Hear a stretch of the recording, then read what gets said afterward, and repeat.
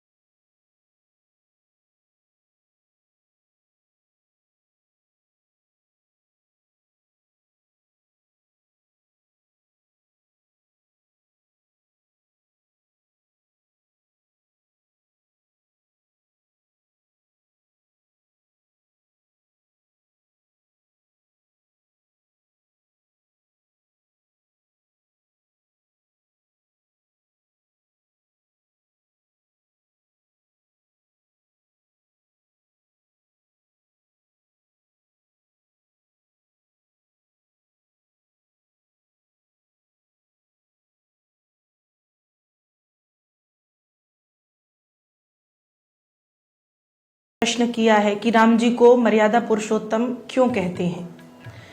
क्योंकि राम जी ने जो मर्यादा अपने जीवन में निभाई है, जिस मर्यादा का पालन किया है, उस मर्यादा के कारण राम जी मर्यादा पुरुषोत्तम कहलाए हैं।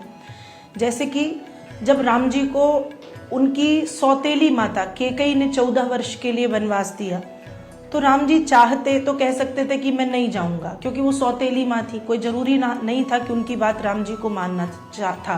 लेकिन राम जी को ये पता है कि पिताजी ने वचन दिया है और रघुकुल की ये रीति है कि भले प्राण चले जाएं पर वचन नहीं जाना चाहिए।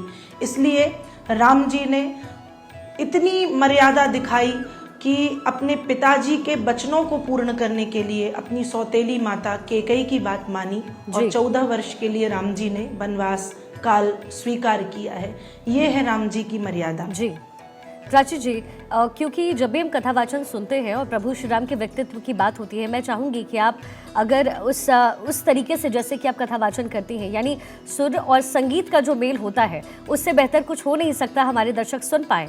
राम राज्य जब प्रभु श्री राम की वापसी हो रही थी, वन से वापस जब वो लौट रहे थे, रावण का वध करके वो लौट रहे थे, उसके बाद उस समय अयोध्या में क्या माहौल था, इसका जिक्र रामचरितमानस में भी है। अगर आप ये गा के सुना सकें।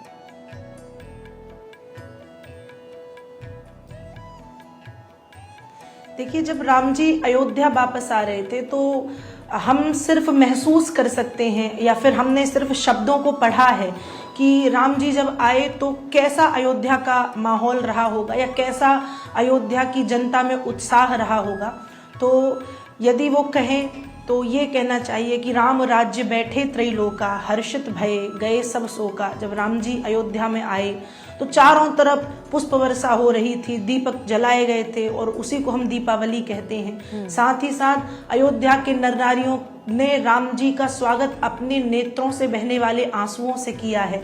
और आप सभी को मालूम है कि जब राम जी आए तो इतना सुंदर अयोध्या, इतनी दिव्य अयोध्या, इतनी भव्य अयोध्या सजाई गई कि देवता भी आकाश में खड़े होकर के राम जी की उस दिव्य नगरी, उस भव्य नगरी अयोध्यापुरी का दर्शन कर रहे थे। और एक भजन काफी प्रसिद्ध है अयोध्या के लिए, आपने एक पंक्ति में गा के आपको सुनाऊंगी जी। नगरी हो अयोध्यासी,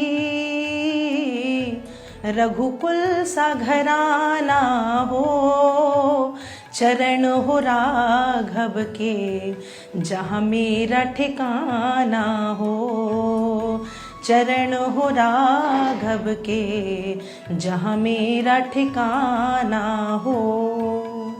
तो ऐसी है वो राम जी की नगरी अयोध्या और ऐसा है वो राम राज्य, राम जी आए हैं। और जब राम जी अयोध्या में आए, पुष्पों की वर्षा हो रही है, शंख बज रहे हैं, घंटी बज रही है, देवता आकाश में खड़े होकर के पुष्प वृष्टि कर रहे हैं, स्वयं भगवान शंकर आकाश में खड़े होकर के डमरू बजा रहे हैं। गोस्वामी तुलसीदास जी रामचरितमानस में लिखते हैं, राम राज्य बैठे त्रैलोका, हर्षित भये गए सब शोका। दैहिक दैविक भौतिक तापा, राम राज्य नहीं काहू ही व्यापा। राम राज्य नहीं काहू ही व्यापा। राम राज्य बैठे त्रैलोका, तीनों लोकों में सुख है, हर्ष है, प्रसन्नता है, आनंद है। और तो और गोस्वामी जी आगे ये भी लिखते हैं कि जब राम जी राजा बनकर के अयोध्या में विराजमान हुए तो जो 3 प्रकार के ताप कहे जाते हैं, ताप का मतलब होता है परेशानी, जीवन में आने वाले कष्ट, जो 3 प्रकार से आते हैं। दैहिक ताप मतलब जो देह से, शरीर से ताप मिलता है। दैविक ताप जो हमें अपने प्रारब्ध के कर्मों के कारण भोगना पड़ता है। और दैहिक दैविक भौतिक ताप जो संसार से हमें कष्ट मिलते हैं। लेकिन जब राम जी अयोध्या में आकर के विराजमान हुए तो दैहिक दैविक भौतिक तीनों तापों का समन हो गया जब राम राज्य की स्थापना अयोध्या में हुई, जब राम जी आकर के अयोध्या में विराजमान हुए। और प्राची जी, क्योंकि मर्यादा पुरुषोत्तम कहलाते हैं प्रभु श्री राम, और पत्नी के लिए जो उन्होंने अपनी मर्यादा को निभाया और पत्नी के लिए जिस तरीके से एक पति के रूप में रहे, लोग आज भी कहते हैं कि अगर पति हो तो राम जी जैसे हो। बावजूद इसके कि माँ सीता को काफ़ी कष्ट झेलने पड़े, लेकिन फिर भी कहा यही जाता है कि अगर राम जी जैसे हैं तो फिर स्त्री कुछ भी बनने को तैयार है, कुछ भी करने को तैयार।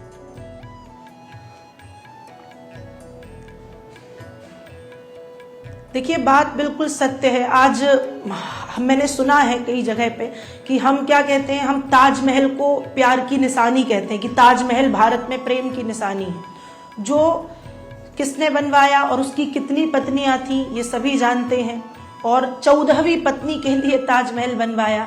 लेकिन धन्य है राम जी की मर्यादा, एक पत्नी व्रत धारण किया। और प्रेम की निशानी यदि देखी जाए तो प्रेम की निशानी भारत में एक ही है, जैसे राम सेतु कहना चाहिए, जो भारत से श्रीलंका तक जाता है। प्रेम की निशानी जो राम जी ने अपनी पत्नी भगवती सीता की खोज के लिए बनाया था। दूसरी बात आपने ये कही कि राम जी जैसा पति चाहते, बिल्कुल चाहते हैं। सीता मैया ने कष्ट सहे और फिर भी आप कह रही हैं कि राम जी जैसा पति लोग चाहते, कष्ट नहीं सहे सीता मैया ने। हमारे वाल्मीकि रामायण में एक कथा आती है कि जब राम जी 14 वर्ष के वनवास के बाद लौट के आए और भगवती सीता के ऊपर एक कलंक लगा, एक समाज के व्यक्ति के द्वारा लगाया गया। राम जी को जब ये बात पता चली तो राम जी बहुत उस समय दुखी हो गए, और लिखा ये तक है कि राम जी ने स्वीकार किया कि मैं राज्य को छोड़ दूंगा, मैं राजा नहीं बनूंगा। क्यों? क्योंकि यदि सीता के ऊपर कुछ कलंक लग रहा है तो फिर मेरे ऊपर भी कलंक लगेगा, तो मैं राज्य ही छोड़ दूंगा, पर अपनी पत्नी सीता का त्याग मैं नहीं करूंगा। लेकिन भगवती सीता और राम जी के बीच में जब चर्चाएं हुई तो राम जी ने भगवती सीता को 14 वर्ष के लिए वनवास भेजा। एक दृष्टि ये है। दूसरी दृष्टि ये है कि भगवती सीता का वन में जाना बहुत जरूरी था, क्योंकि जब राम जी 14 वर्ष वनवास भ्रमण कर रहे थे उस समय बहुत सारे ऋषि मुनि राम जी को मिले। अगस्त्य जी मिले, सुतीक्ष्ण जी मिले, भरद्वाज जी मिले। सभी ऋषि मुनियों के द्वारा राम जी को अस्त्र शस्त्र या विद्याओं की प्राप्ति हुई। सिर्फ एक रह गए थे, भगवान वाल्मीकि। वाल्मीकि जी का दर्शन तो किया था राम जी ने, लेकिन उनसे राम जी को जो मिलना चाहिए वो मिल नहीं पाया।